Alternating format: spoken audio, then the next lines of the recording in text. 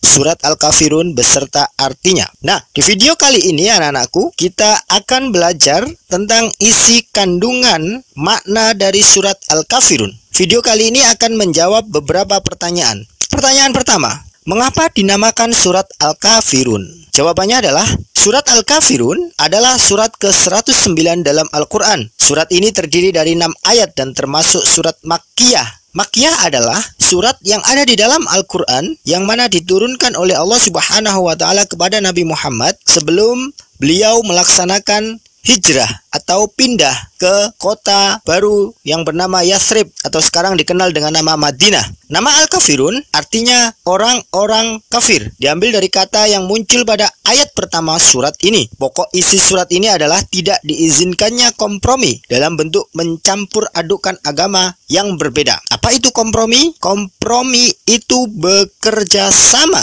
untuk melakukan sesuatu. Jadi kita tidak diperbolehkan melakukan kerjasama dengan pemeluk agama lain dalam hal ibadah kepada Allah. Jadi kalau kita beribadah kepada Allah, maka kita laksanakan sendiri. Jangan sampai kita melakukan ibadah menyembah Allah bareng-bareng bersama-sama dengan kelompok agama lain. Ini dilarang di dalam surat Al-Kafirun. Pertanyaan yang kedua, mengapa surah Al-Kafirun diturunkan oleh Allah Subhanahu wa Ta'ala kepada Nabi Muhammad? Pada waktu itu sejarahnya adalah ada orang-orang kafir yang mengutus beberapa utusan untuk berdialog dan berkompromi dengan Nabi Muhammad SAW.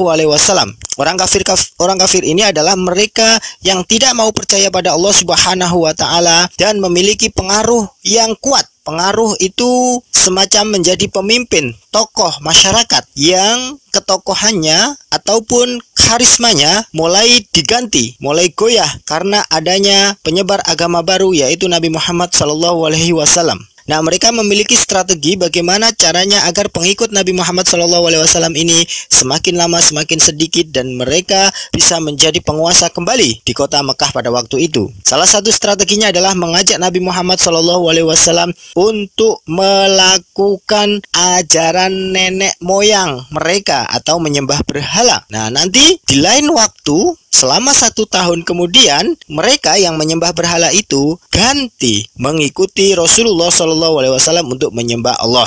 Jadi ganti-gantian menyembah Tuhan. Pada tahun pertama bersama-sama menyembah berhala. Nanti tahun kedua bersama-sama menyembah Allah. Kemudian Allah Subhanahu wa Ta'ala menurunkan surat Al-Kafirun ayat 1-6 untuk menjawab kompromi yang diajukan oleh orang kafir. Surat Al-Kafirun merupakan penegasan larangan mencampur adukkan akidah dan keimanan Islam dengan ajaran agama lain. Anak-anakku, pesan yang ada di dalam surat Al-Kafirun adalah bahwa akidah agama Islam itu harus selalu dijaga. Artinya kita harus memiliki keyakinan tauhid bahwa Allah adalah Tuhan, Allah adalah pencipta alam semesta, bukan berhala, bukan patung. Jadi jangan sampai kita kemudian mencampur adukan antara Allah dan patung. Satu sisi kita percaya Allah Subhanahu wa Ta'ala, satu sisi lain kita percaya dengan patung yang menciptakan kita. Nah, inilah yang dilarang dalam surat Al-Kafirun. Kandungan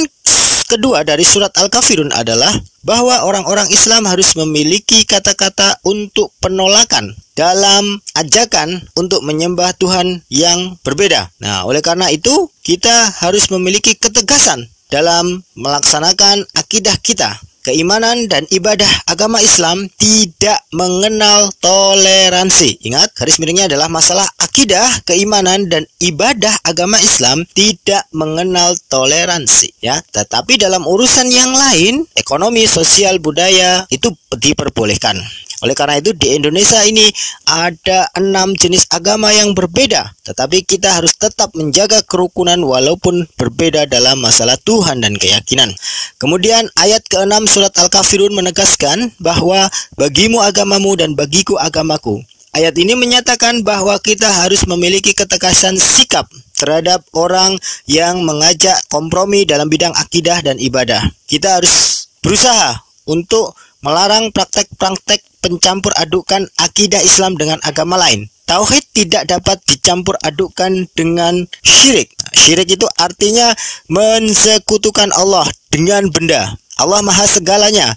Allah tidak bisa dijangkau dengan indera, tetapi kemudian disamakan dengan patung, disamakan dengan foto, disamakan dengan gambar, disamakan dengan tulisan, disamakan dengan batu, disamakan dengan pohon. Nah, itu merupakan sesuatu yang disebut syirik. Allah Subhanahu wa taala dan Rasulnya menganjurkan umat Islam bertoleransi dalam bidang muamalah atau bidang ekonomi, kemanusiaan, kerjasama dalam urusan dunia, bukan akidah lagi, bukan ibadah lagi ya. Contohnya apa? Misalnya bersama dengan non-muslim, dengan orang Kristen, dengan orang Konghucu, dengan orang Buddha, dengan orang Hindu, bersama-sama kerja bakti membersihkan got, bersama-sama kerja bakti membangun jembatan, membangun taman, kemudian bekerja sama dalam kegiatan-kegiatan COVID-19 misalnya, menengok orang yang jatuh sakit, bergotong royong membangun sekolah misalnya, menolong pemeluk agama lain yang kecelakaan misalnya. Kita melihat ada orang yang berpakaian seperti seorang Hindu misalnya jatuh di tengah jalan. Jangan sampai kita sebagai orang Islam kemudian tidak menolongnya karena berbeda agama. Ini dilarang oleh Allah Subhanahu wa taala. Jadi secara umum surah Al-Kafirun mengandung makna toleransi terhadap agama lain dan kepercayaannya. Toleransi itu apa? Toleransi adalah mengakui adanya perbedaan agama dan keyakinan. Kita mengakui adanya perbedaan agama, ya, dan keyakinan. Ya, betul. Nah, kita harus mengakui itu. Memang adanya perbedaan agama dan keyakinan. Islam adalah agama yang benar dan tidak ada yang dapat menyamai syariat Islam. Itu bagi diri kita, ya. Kita harus yakin Islam agama yang paling benar. Tetapi kita juga mengakui bahwa ada perbedaan di antara masyarakat kita, bahwa mereka menyembah Tuhan yang berbeda, mereka melakukan praktek ibadah yang berbeda dengan kita. Namun kita tidak boleh melakukan kekerasan kepada mereka.